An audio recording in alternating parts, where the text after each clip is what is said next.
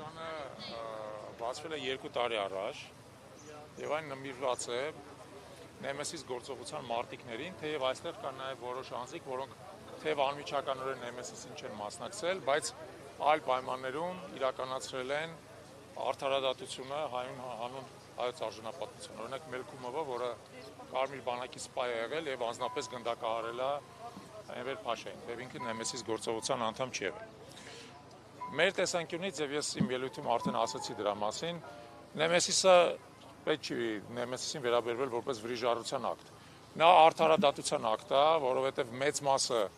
այն անձանց, որոնք գնդակահարվել են Նեմեսիսի մարտիկների կողմից, իրենք արդեն դատապարտված են եղել մահապատժի հենց Օսմանյան դատարանի կողմից մարդկության դեմ հանցագործությունների եւ ռազմական հանցագործությունների համար։ Որպես փաստ պարզապես նշեմ, որ Օսմանյան դատարանը 18 եւ 19 թվականներին 19 մահվան դատապարտվճիռ արձակել, որից Օսմանյան արդարադատության կողմից իրականացվել է միայն 3-ը։ Մնացած հանցագործները կարողացել են խույս տալ արդարադատությունից, հիմնականում պատասպարվել են Եվրոպայում, մեծ մասը Գերմանիայում, մի մասը Իտալիայում, Գերմանիան եղել է Օսմանյան կայսրության դաշնակիցը, եւ 1919 թվականին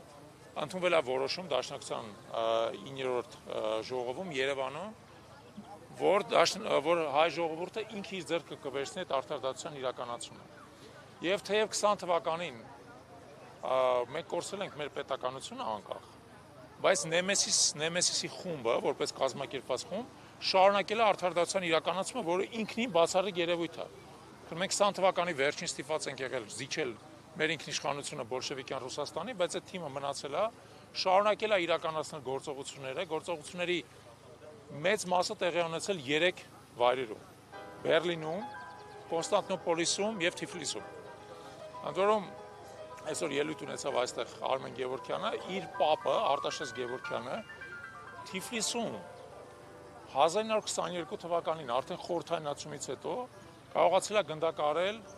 Ջեմալ Փաշային, որը եղել է ռազմածովյան նախարարը Երևթուրքյան կառավարության, եւ որը այդ ժամանակ եղել է խորհրդային կառավարության պաշտպանության ներքո։ Այսինքն նույնիսկ այդ կարգի խիզախ գործողությունը մարդիկ կարողացել իրականացնել եւ ոչ միայն իրականացնել, նաեւ ինչ-որ իմաստով անկորուստ կարողացել են հեռանալ այդտեղից։ Բազմաթիվ այլ գործողություններ են իրականացվել, ամենահայտնին իհարկե 1921 թվականի մարտի 15-ին Թալատ Փաշայի գնդակահարությունն է Բերլինում Սողոմոն Թելիրյանի կողմից, բայց ավելի քիչ հայտնի է, որ իրականում դա կազմակերպված գործողություն է եղել, կազմակերպված է եղել Շահան Նաթալիի կողմից, այդտեղ եղել է երկրորդ խումբը, որը պատրաստ է եղել, ապահովման խումբը,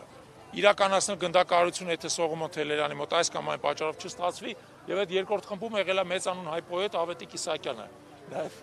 իմ հավանակիցը, ավշուտ ես եմ իր հավանակիցը։ Եվ այդ ամեն ինչը մեծ պատմություն է, մեծ եւ շատ կարեւոր, որը ինչ-որ իմաստով այս ամբողջ ընթացքում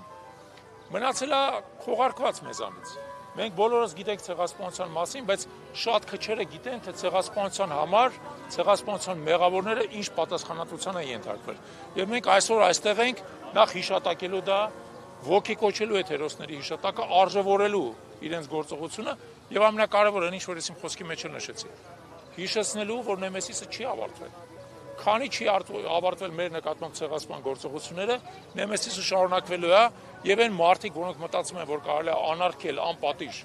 հայ վրա ձեռք բարձրացնել, պետք է հիշեն, որ դա այդպես չի լինի։ Պարոն Չալաբյան, թեպետ Ամերիկայի Միացյալ Նահանգները ճանաչել է հայոց ցեղասպանությունը, սակայն ապրիլի 24-ին Դոնալդ Թրամփը չկիրառեց հայոց ցեղասպանություն արտահայտությունը եզրույթը։ Ինչով եք սա պայմանավորում։ Անկեղծ ասած միարժեք պատասխան չունեմ, բայց ենթադրում եմ, որ դա նշանակում է, որ մեր լոբիստական կազմակերպությունները Միացյալ Նահանգներում այս ադմինիստրացիայի հետ բավարար աշխատանք չեն կատարել, այդ մեկ, եւ երկրորդը, որը բացարձակ ակնհայտ է, գործող իշխանությունը Հայաստանում ընդհանրապես ոչ մի աշխատանք չի կատարել, ընդհանրապես, ավելին, տարբեր տեղերում մեր տեղեկությունները նրանք նույնիսկ խանգարել են ցեղասպանության հիշատակման միջոցառումներին, Հայաստանում էլ, որ կարողանով հասկացաք, այդ ամբողջ ցեղասպանության հիշատակման միջոցառումները իր ձեռքը վերցրեց քաղաքացիական հասարակությունը։ Պետությունը համարյա ոչ մի բան չարեց։ Ուստի առաջին հերթին պետք է մենք նայենք մեր մեջ պատճառների համար այս գործող վարչախմբի, նաև Ամերիկայի Միացյալ Նահանգներում հայկական լոբիստական կառույցների կատարածի եւ չկատարածի մեջ։ Շնորհակալ։